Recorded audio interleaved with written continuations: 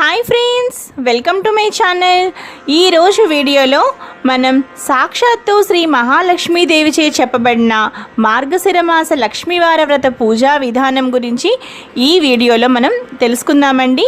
అంతేకాకుండా మార్గశిర మాసంలో స్త్రీలు ఎటువంటి నియమాలు పాటించాలో కూడా మనం చాలా క్లియర్గా ఈ వీడియోలో తెలుసుకుందామండి.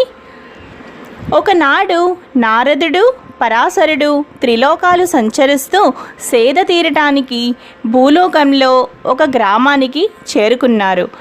ఆ సమయంలో ఆ గ్రామంలో 4 వర్ణాల వారు ఇళ్లను ఆవు పేడతో అలికి ముగ్గులు వేశారు.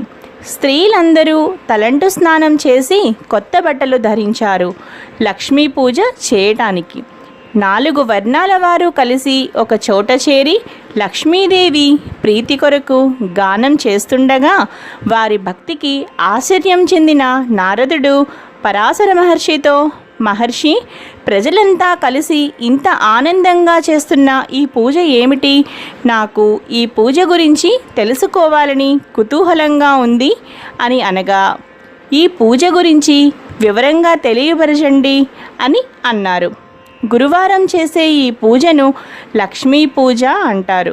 సంవత్సరానికి ఒకసారి వచ్చే మార్గశిర మాసం ఈ పూజ చేయడానికి శ్రేష్టమైనది, లక్ష్మీదేవికి చాలా ప్రీతికరమైనది అని పరాశర మహర్షి నారదుడికి తెలిపారు. నారదుడు, మహనీయ, ఈ పూజను ఇంతకు ముందు ఎవరైనా చేశారా? చేస్తే ఎవరు చేశారో, వారికి ఏ ఫలం కలిగిందో తెలియజేయండి అనగా పరాశరుడు కథ చెప్పడం మొదలుపెట్టారు. ఒకనాడు లక్ష్మీవారం విష్ణు పాదాలను సేవిస్తూ మహాలక్ష్మీదేవి స్వామితో, స్వామి, ఈరోజు మార్గశిర లక్ష్మీవారం, ప్రజలు నా వ్రతం చేసే రోజు. మీరు అనుమతిస్తే నేను భూలోకానికి వెళ్ళి నా వ్రతం చేసేవారిని అనుగ్రహిస్తాను అని పలికింది. విష్ణుమూర్తి సరే అనగా సర్వాలంకృత భూషితమై భూలోకానికి పయనమైంది లక్ష్మీదేవి. ఒక ముసలి బ్రాహ్మణ స్త్రీ రూపంలో విష్ణుమూర్తి ఒక ఇంట్లోకి ప్రవేశించాడు.